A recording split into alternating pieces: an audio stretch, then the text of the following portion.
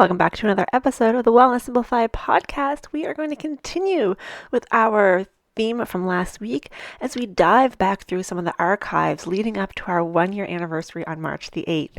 So today I'm sharing another one of my favorite episodes from this past year because I think it was really important for people to know that there are lots of reasons that their weight could be up without them actually having gained weight. So let's get to it. You're listening to the Wellness Simplified podcast. Simple wellness tips to help you improve your life without turning it upside down. With your host, award-winning fitness instructor, nutrition coach, and wellness expert, Susie Fevens. Today's episode, as I hinted in the intro, is going to be about your weight and about my weight and about everybody's weight and the thing that you probably don't understand about your own weight. Specifically, we're talking about what it looks like to be weight stable. Most people, when they get on the scale, if the scale says that they are now heavier or lighter than they were the previous time they were on the scale, they believe that they've either lost or gained weight. Makes sense, right? If it's heavier, you've gained weight. It's lower, you've lost weight. Not necessarily. Fluctuations in your weight are completely normal and are a sign of a healthy metabolism. We actually want to see our weight go up and down throughout the week.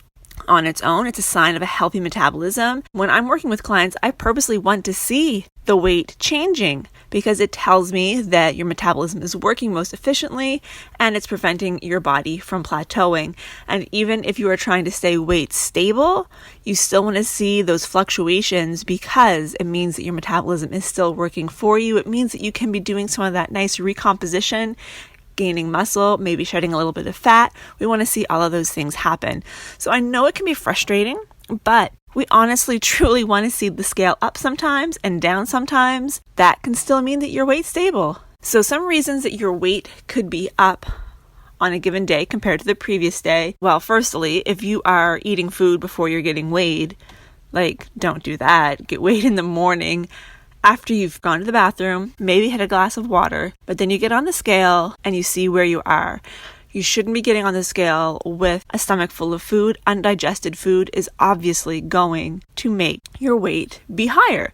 And the same can still be true if you have food in your stomach from the day before. So if you ate a lot of food later in the day, then you can still have a higher weight. And what kind of food you ate also makes a big difference. Carbohydrates, the word hydrate is right in the word. Carbs hydrate your muscle, so it's going to make your weight naturally higher after a higher carbohydrate day than it would after a low carbohydrate day. That doesn't mean you've gained weight. It just means that your muscles are hydrated. Other things, and these are probably the two biggest culprits, two of the three biggest culprits for why your weight may be up when you haven't actually gained quote unquote fat or weight. Sodium. Sodium, sodium, sodium, sodium. Most people have no idea how much sodium they are putting into their systems. The ideal is around 2,000 to 2,300 milligrams for females, around 2,200 to 2,500 milligrams per day for males. But so many people are eating 3,000 to 4,000 milligrams a day and they don't realize it, especially if they're eating out at restaurants, if they're eating packaged food, if they're eating things with a lot of sauces that they're buying bottled in the store, cereal. There's so many things that have sodium in it that you do not really think about. And you could be like, oh, I don't add salt to anything. I don't add salt to anything either, but I can still easily get up over 3,000 milligrams if I'm not paying attention to what I'm eating. And that's with me still making all of our food from scratch. I mean, I use tomato sauce, but I buy the salt-free kind. We use beef broth and chicken broth, but those are both, again, salt-free. It's very, very, very easy to have a high sodium intake, and that is going to spike your weight upwards of 5, 7, 10 pounds, depending on how much it is and how susceptible your body is to sodium. It can stay elevated for up to a week. So if you had 5,000 milligrams of sodium on Tuesday, your weight could still be up on Sunday. It really, really can play with your weight. It can play with how you feel. Your joints can hurt. You can feel sluggish and just awful. The other side of that is sugar. Sugar too can really artificially inflate your weight. It is a carbohydrate that is well well is going to probably spike your weight. And for me, same thing with sugar as salt. If I have a few days in a row where I'm having over 100 grams of sugar, and that's not hard if you're having a cookie and some fruit. It really isn't that hard to get up over 100. It can stay up for almost a week. So have to be really mindful of those things, those macro or micronutrients rather. Sodium and sugar really can spike things up, and it can stay up for as much as a week. If you know that you've had a lot of salt, you're going to want to really drink a lot of water, even if you already drink a lot of water, so that you can flush it out. The same with the sugar. Try to keep those lower, and you're going to see the scale come right back down. The third one that is a huge culprit is lack of sleep. That's right. If you don't get enough sleep, your body is going to have inflammation and it's going to hold on to extra water, and that is going to cause your weight to be up. So if I have a night where I have a really poor night's sleep, I can almost bank on my weight being up a pound or two the next morning, and I didn't gain weight. It's just that inflammation in my body because I'm under recovered. I haven't had enough rest. So not getting enough sleep really can make a big difference. But again, you have not actually gained fat. It is just inflammation in your body. So already we've identified four different things that can cause your weight to be up without you actually having done anything terrible. Maybe you had more carbohydrates yesterday. Maybe you had a little too much salt, a little too much sugar, and not enough sleep. These are all things that can be reversed within a few days, up to a week, depending on your body. But you have not gained any fat. But you could get on the scale and see it's gone up 7 pounds and nearly lose your mind. But if you just drink some water and have a nap, it'll be going back down in a day or two. Another thing that your weight can be up, if you're a female and you are still having your monthly cycle, where you are in your monthly cycle is going to dictate your weight to a certain degree as well. My weight usually goes up around the time I ovulate. It also goes up a day or two before I start my period and stays up throughout my entire period and then goes back down. That's just something else that I need to be aware of, that if I'm ovulating, haven't slept well, had too much salt, all of those things, my weight can be way up, but it's artificially so. I didn't actually gain any weight. Another thing that can cause your weight to be up is the type of workout you did the day before. So if you did anything that was really stressful on your body, maybe ran 15 kilometers, maybe did a serious strength training regime and your muscles are sore and are repairing, inflammation again, weight is going to be up. It'll go back down, but it could be up temporarily. And the last thing, and this falls in with the sleep, is stress levels in general. Cortisol, having increased cortisol levels causes water retention, can mask fat loss. So when you're doing that, it's going to make you look like you've gained weight. Even just doing extra hard intensity cardio can do that. Walking, really, especially if you're trying to lose fat, is one of the greatest things because it does not stress the body. It increases total calorie burn. You're not going to have that inflammation from going for a 1 hour walk the same as you would from a heavy strength training routine. And that's not to say that you shouldn't strength train. Obviously you should. So especially if you are brand new, trying to lose weight, haven't been working out, exercising regularly, just go for a walk. Walking is the best thing you can do because it's not going to super stress your body. So those are all things that can cause you to look like you've gained weight when you really have not at all. Let's go through those again really quickly if I can get them off the top of my head. Food that is in your stomach, undigested, if you've eaten a lot of carbohydrates the day before, sodium, sugar, if you didn't get enough sleep, if you're having high stress levels, if you have some muscle soreness, or if you worked out really hard the previous day, these things can all make it look like you have gained weight when you have not. In fact, I have had a number of times when people have come to me and said, oh my goodness, I got weighed this morning and I'm up 3 pounds and I don't even know what to do. And I'll say, so what did you have to eat yesterday? And the answer often is, well, this happened twice within a week. The first time the person had takeout pizza. The second time the person had ham the day before. Both are known to be high in sodium. I said, drink some water, get weighed again in a couple days. It's probably going to be fine.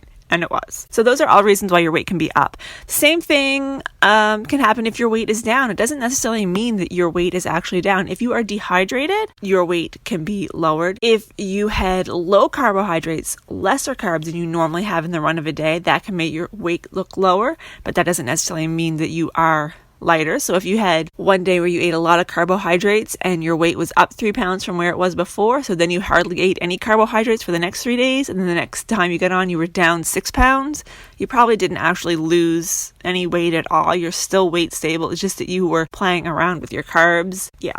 You probably didn't lose any weight. So what is the point of all this? The point is you can't just look at one data point and make a decision as to whether you've gained or lost weight. You have to look at an average over the run of a week. So a lot of apps nowadays, including the Fitbit app, if you log your weight, it will then start to show you your weekly average. And that is where you can find the trends as to whether your weight is going up gradually or if it's going down gradually or if it is staying the same. If it is staying the same and you want to be weight stable, perfection. If it is going up on average week to week, over a month, over 2 months, over 3 months, then you're probably going to want to make some changes to your diet unless your goal is to gain weight. And some people, they do need to gain weight, so that is what they would want to do. And if you're looking to lose weight, you want to look at that weekly average and see it going down over time. But one single data point, getting weighed once a week, it's kind of hard to really gauge how well you're doing. And while I don't recommend that everybody gets weighed every single day, if you can detach your attachment to that number, getting weighed daily so that you can get a nice average week to week to see what is really happening with your weight can be very beneficial. But if that is something that's going to send you into a tailspin, definitely don't get into doing that.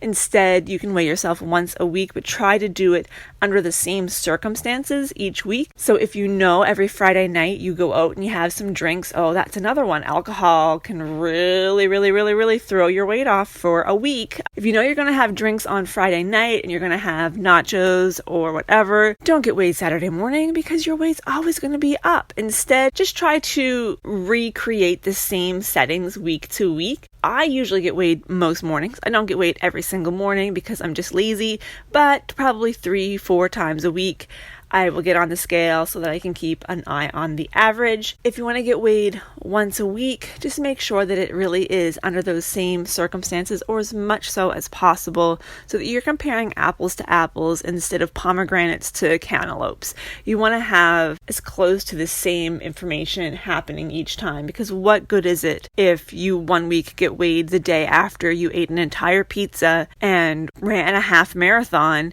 and then the next week you get weighed the day after you had the flu all the day before and didn't eat or move at all. Those weights are going to be vastly different, and neither one of them is going to be overly accurate. But what I really want you to take away from this is that one single solitary data point is not going to tell you if you have gained or lost weight. And even if you are staying weight stable, because of all those things that can alter your weight, switching between 2 to 4 pounds, like looking like you've lost 2 pounds or gained 4 pounds, that whole range is still considered weight stable. So you can have a range of almost 6 pounds where you can be up or down and still be weight stable. So say your weight is 150, one day you get weighed and it's 153, a few days later you're 148, maybe then 151, 49, 52. You're still weight stable. Your weight is just doing what it does. That is what it does.